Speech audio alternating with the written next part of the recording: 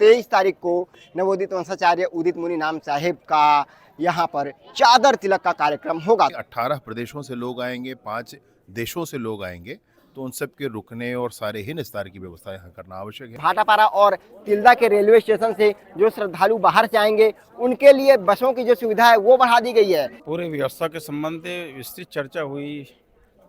पीने के पानी की व्यवस्था, रहने की व्यवस्था, भोजन की, आवागमन की, सारे विषयों पे चर्चा हुई। चादर तिलक का कार्यक्रम है।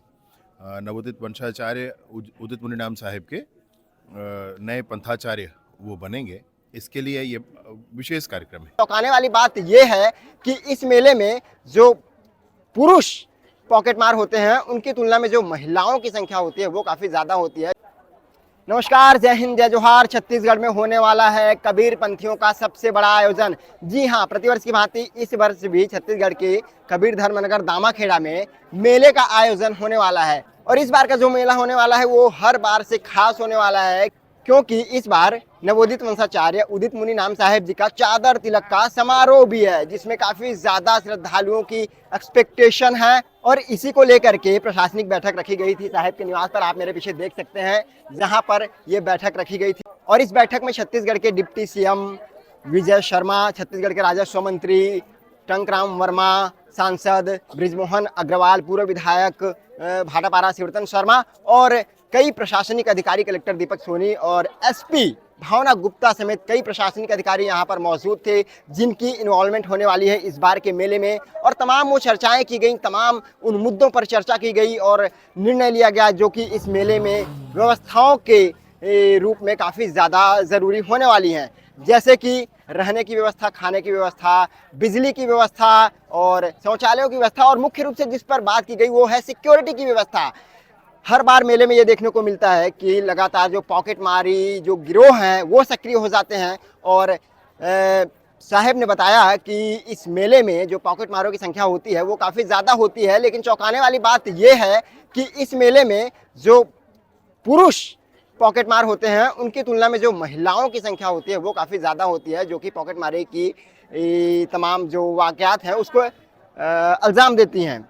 और इसीलिए विजय शर्मा और यहाँ पर जो तमाम अधिकारी मौजूद थे उन्होंने इस बार इसे रोकने के लिए तमाम जो सुविधाएं हैं वो मुहैया कराने की बात कही है। और ड्रोन से भी तैयारियां की जा रही हैं, ड्रोन से नज़रें रखी जाएंगी, तमाम जगह पे सीसीटीवी कैमरास इंस्टॉल किए जा रहे हैं। तो जो तैयारी है वो पूरी तरीके से भव्य होने वाली है इस बार के मेले में। काफ़ी ज़्यादा संख्या में श्रद्धालुओं के आने का अंदेशा है। और शुरुआती जो दिन होने वाले हैं 23, 24, 25 और 26 तारीख, ये काफ़ी इम्पोर्टेंट डेज होने वाले हैं, क्योंकि 23 तारीख को नवोदित वंशाचार्य उदित मुनि नाम साहेब का यहाँ पर चादर तिलक का कार्यक्रम होगा। तो इन 4 दिनों में सबसे ज़्यादा भीड़ की एक्सपेक्टेशन है और इसके बाद जो भीड़ है वो धीरे धीरे कम होने की संभावना जताई गई है। जो छत्तीसगढ़ है, छत्तीसगढ़ हमेशा से ही एक पुण्य भूमि रही है। इस प्रकार के आयोजनों के लिए सदैव ही लोग तत्पर रहते हैं और खास करके कबीरपंथी जो लोग हैं वो हमेशा से इस मेले में बढ़ चढ़कर हिस्सा लेते आ रहे हैं। और प्रदेश के, पूरे देश के तमाम प्रदेशों से लोग यहाँ पर पहुँचते हैं और विदेशों से भी श्रद्धालुओं के आने का जो सिलसिला है वो लगा रहता है हर।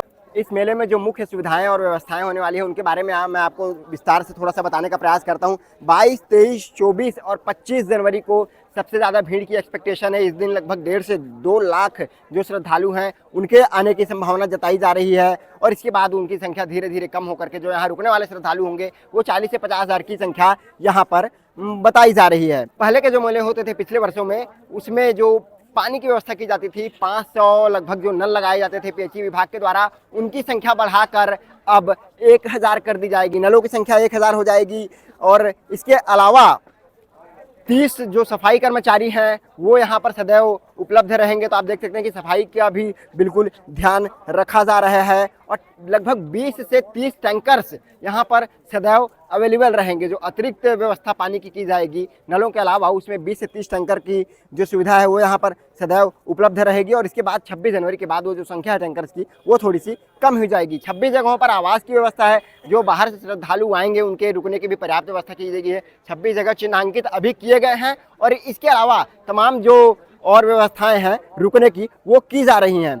100 अस्थायी शौचालय बनाए जाएंगे और इसके अलावा 10 जिलों से भी जो चलित शौचालय है उसकी भी व्यवस्था की जा रही है प्रशासन के द्वारा।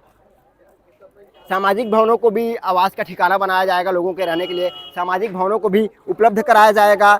स्वास्थ्य का पूरा ध्यान रखा गया है। 3 शिफ्ट में डॉक्टर्स की ड्यूटी लगेगी। शुरुआती 4 दिनों में जो डॉक्टर्स की संख्या होगी वो ज़्यादा होगी और इसके बाद डॉक्टर्स की जो संख्या है वो कम हो जाएगी, लेकिन स्वास्थ्य का पूरा ध्यान रखा गया है।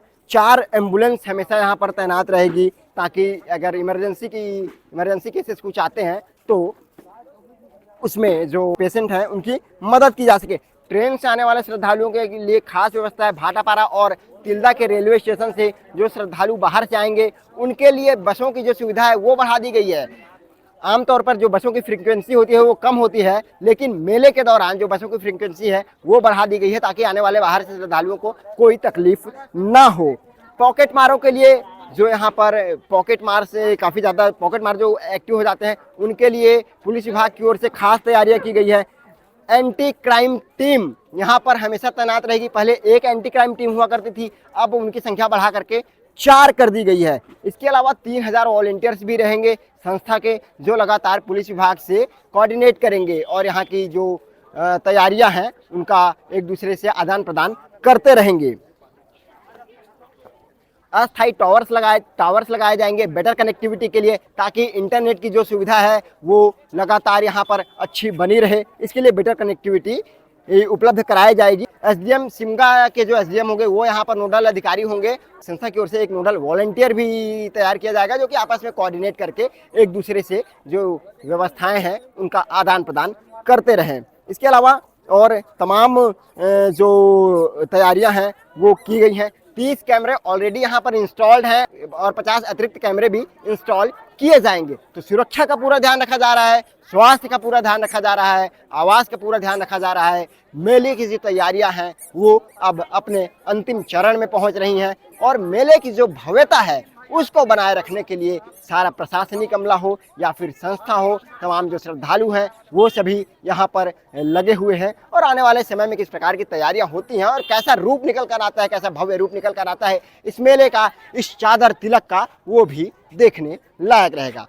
इस बार जो मेला होने वाला है वो खास होने वाला है, क्योंकि पहले जो मेला होता था उसमें पर्याप्त भीड़ देखने को मिलती थी, बहुत ज़्यादा संख्या में जो श्रद्धालु आते थे। लेकिन इस बार चूंकि नवोदित वंशाचार्य जी का चादर तिलक का कार्यक्रम है, ऐसे में प्रशासन की क्या क्या व्यवस्थाएं होने वाली हैं और किस पैमाने पर सारी तैयारी की जा रही हैं? प्रशासन भी तैयारी में है और संस्था भी तैयारी में है। प्रशासन ने प्रत्येक बिंदु पर चिंता करके और जितनी अधिक से अधिक तैयारी हो सके वो की है। कारण ऐसा है कि 18 प्रदेशों से लोग आएंगे, 5 देशों से लोग आएंगे, तो उन सब के रुकने और सारे ही निस्तार की व्यवस्था यहाँ करना आवश्यक है।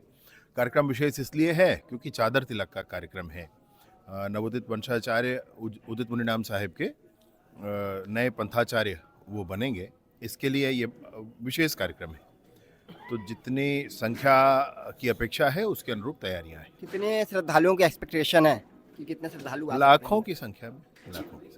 आप जब इससे पहले साहब का तिलक कार्यक्रम हुआ था, चादर तिलक कार्यक्रम, तब आप आए थे। लगभग 30-35 साल पुरानी बात है जी, तब भी मैं यहाँ था। और अब आप यहाँ मंत्री बनकर आ रहे हैं, क्या बदलाव देखते हैं इस क्षेत्र में? क्षेत्र में तो काफ़ी बदलाव है। उस समय तो बहुत सीमित व्यवस्थाओं में सब होता था। मुझे ऐसा ध्यान है कि हम लोग रोड से लेकर यहाँ तक पैदल ही आए थे और अब तो काफ़ी चीज़ें बदल गई हैं, परंतु ये है कि संस्थान का भाव नहीं बदला है, पंथ का भाव नहीं बदला है, पंथ के मेहनत करने की प्रवृत्ति नहीं बदली। ये बड़े प्रसन्नता का विषय है। मेले में आने वाले श्रद्धालुओं के लिए प्रशासन की ओर से क्या संदेश देना चाहेंगे सरकार की ओर से?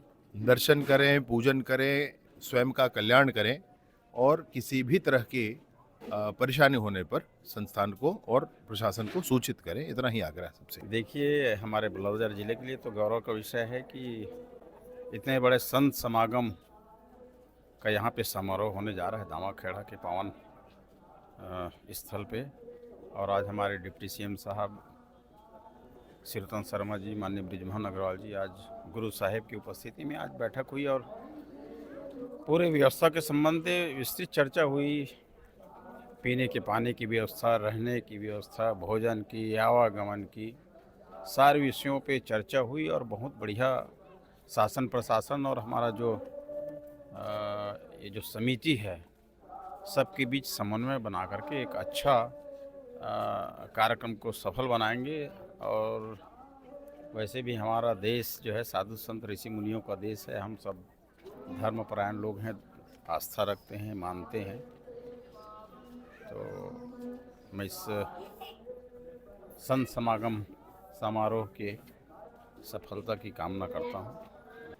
और इस प्रकार के अपडेट्स के लिए और आने वाले समय में तमाम जानकारी के लिए हमारे चैनल मन की वॉइस को सब्सक्राइब कर दीजिए, वीडियो को लाइक कीजिए और ज़्यादा से ज़्यादा इस वीडियो को शेयर कीजिए, ताकि जो यहाँ पर आने वाले लोग हैं उनको यहाँ पर जो सुविधाएं, जो तैयारियां चल रही हैं उससे अपडेट हो सकें और यहाँ आने के बाद ताकि उनको किसी भी प्रकार की असुविधा का सामना न करना पड़े। मेरा नाम है राज पांडे और आप देख रहे हैं मन की वॉइस। जोहार।